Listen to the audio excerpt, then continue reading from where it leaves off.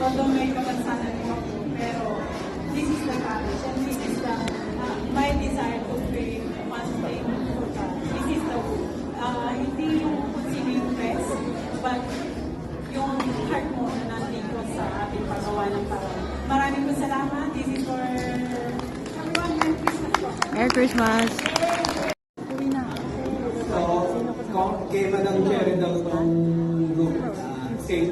John the Baptist. And suddenly says I could place like open bottle and recycle the but then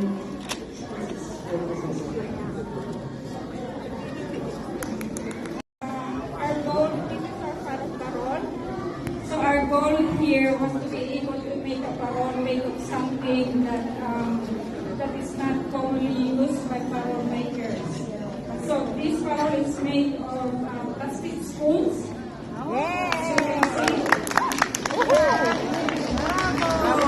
Bravo, bravo! And in doing this, it was very challenging because we had to cut the spoons one by one. And we had to paste them one by one also. And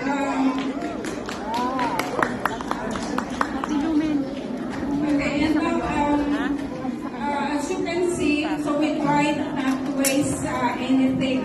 So with the spoon, the handle of the spoon, we decided to put it on the side. So kaya walang nasayang, hindi ito straw, yun yung handle ng plastic na kutsara.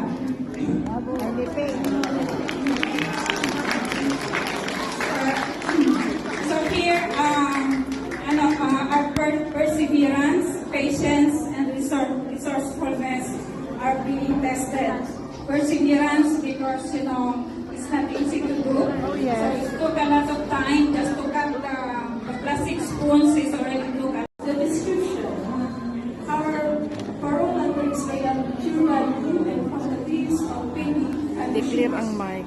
from the skeleton to Dapat walang music. details, small letters. The bamboo shoot sprouts only once in a year, sometimes not. The leaves of the bamboo shoots leaves only 10 or more per year. When the leaves are nice, I keep it and set aside. I gather those leaves about 3 to 5 years. And we use heat gun to bend and flatten the leaves. Magaganda because naman it's lahat. hard and Kasi mga nag-F. easy to break. We use glue gun to stick it. We put the picture of the Holy Family and a little bit of hay grass in the center, reminding us that Jesus Christ was born in a manger. We put lights only at the center to emphasize that the center of this parole value is why Jesus Christ was born in a simple, lonely, and humble state. It inspired us to make this ingenious, natural way because it's hard to find. And it's natural, creative, and it's for uniqueness and have meaningful ways. The one who made this, it was me and my brother Edel, and also the help of my husband. Time frame. Started after work, starting 7 p.m. for 3.5 days until midnight. Voila, Merry Christmas. Merry Christmas! Well, our parole from CNGO Rose Rosemary Moncal. So, this is ano to yung sabi kasi, ang natuloy kasi, recycle. So, naisip ko, yung newspaper, diba? pinag-tagpi-tagpi. So, na-inspired lang ako. Buong taon natin, marami tayong pinagdadaanan. And, kapag pinagsama-sama mo, then, eto siya. Pero, yung outcome niya, naging maganda. Even though, kung i-imagine mo itong parang na sa buhay mo, kahit anong pinagdaanan natin ngayong taon to, iisa lang talaga yung hindi mawawala. Sa buong taon, hindi po pwedeng walang Pasko. So, yun lang. Bravo! Good afternoon. Woo! Thank you. Thank you.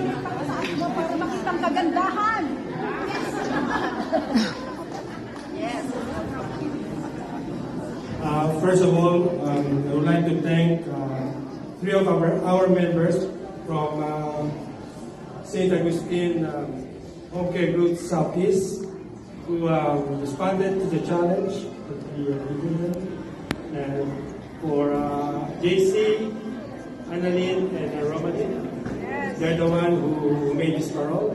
And this parole is made of, it's an eco-friendly lantern made of bamboo, woody comb, abaca, white grass, and the miracle of this parole is the Holy Family. We invited them to carry this lantern. So we are able to put two animals, the three magi, and the Holy Family. The symbol of this lantern is about love. Yes. So, yun na. No? If you read it, this is just a very simple, made by my daughter-in-law. But inside of the this ministry of Jesus Christ is born by his hand, Nandito yung mga miracle na ginawa ng Panginoon, So this is a symbol of love as well, So let this star lead us this 2025 to walk in the humility, right? So God will going to enlighten also our hearts. Merry Christmas to all. Hindi mo yasan na And then, yung aming po parol ay designed by our brother Robert Torres. Ngayon, kung makikita natin ang aming po parol ay nakapokus sa kamanakan ni Jesus. Kung makikita natin yung star kung saan nasimulan ang tatlong hari. Pero ako nakaprepare siya. Tinuturo kung saan pinanganak si Jesus. Magaling yung isa. Maraming salamat po. And Merry Christmas. This is the last Saint Louis of France. And this one is very unique. It's our brother, very good brother Roy, who made this one. It's just only for 1 week because everybody's busy, you know that. But thanks God, it's just only for the expenses that we made. This is expression also for love because as you can see, it's transparent. We made it by hanger and metal with buttons, collections buttons, and then we made these stars, and then with this Oo nga eh. Nandun the na red is also ang patches of life. the size of love. So let's love one another and Next Merry time, turuan natin Christmas siya.